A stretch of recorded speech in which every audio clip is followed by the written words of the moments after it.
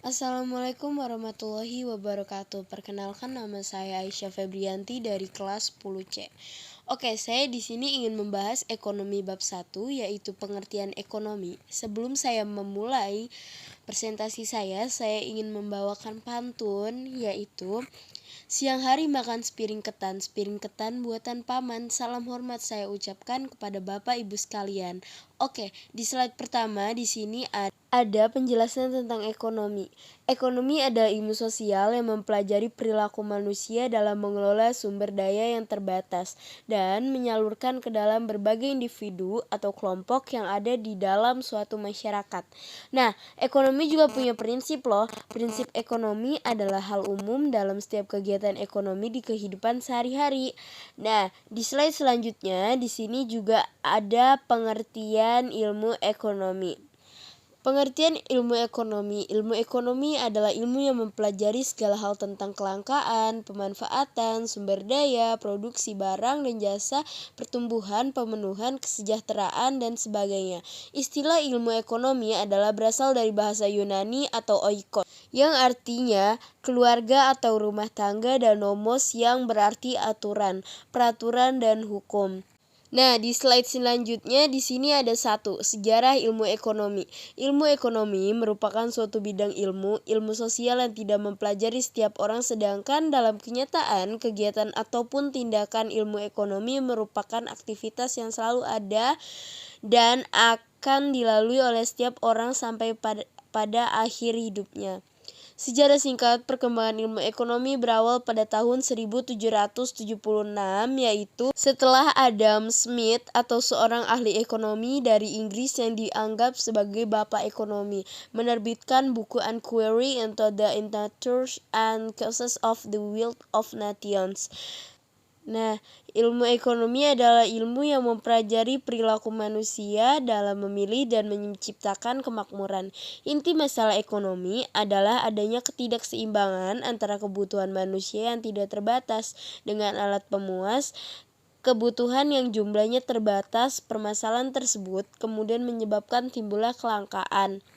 Secara umum, subjek dalam ekonomi dapat dibagi dengan beberapa cara. Yang paling terkenal adalah mikroekonomi versus mikroekonomi. Selain itu, subjek ekonomi juga bisa dibagi menjadi deskriptif versus normatif, arus utama versus heterodoks, dan lainnya.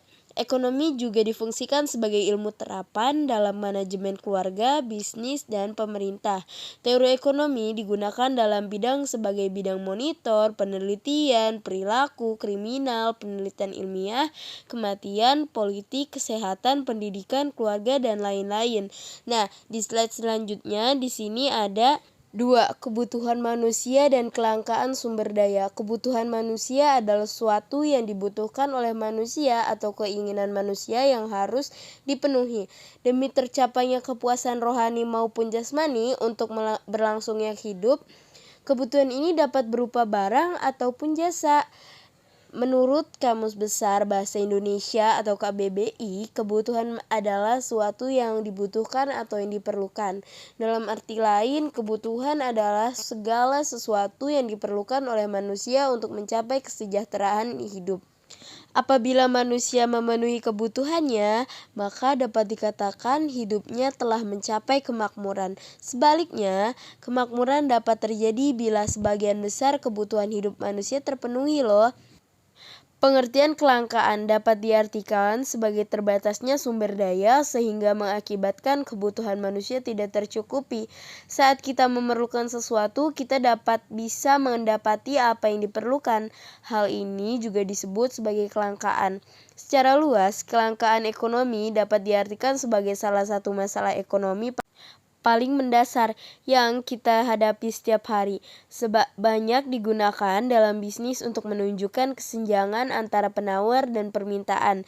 Pada masa pandemi ini banyak terjadi kelangkaan di banyak sektor. Hal ini disebabkan merebaknya virus COVID-19 berlangsung sangat cepat di seluruh bumi ini.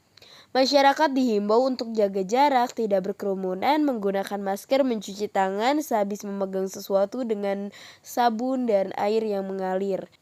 Nah, di slide selanjutnya di sini ada 3 pembagian ilmu ekonomi.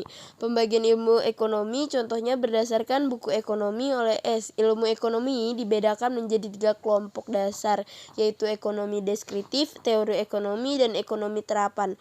1. Ekonomi deskriptif. Ekonomi deskriptif adalah cabang ekonomi yang menjelaskan tentang kehidupan ekonomi di suatu daerah atau negara pada suatu waktu tertentu. 2. Teori ekonomi. Teori ekonomi adalah perkembangan pemikiran ekonomi dari era Yunani kuno sampai era sekarang.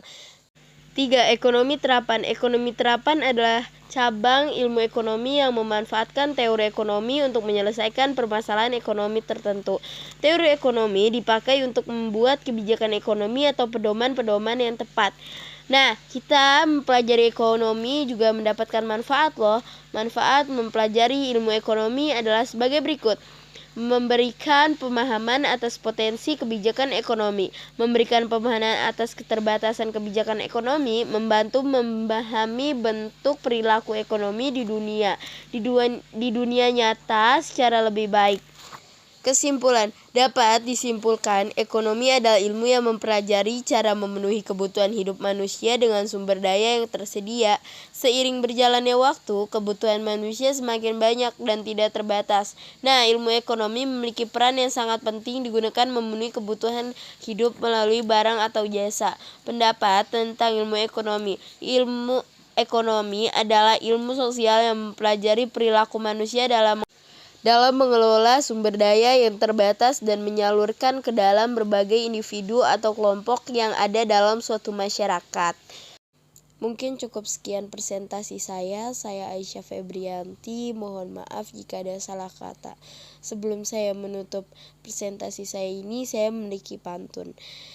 Jalan-jalan ke bandara, tidak lupa membeli makanan. Demikian presentasi saya, jika ada salah kata mohon dimaafkan.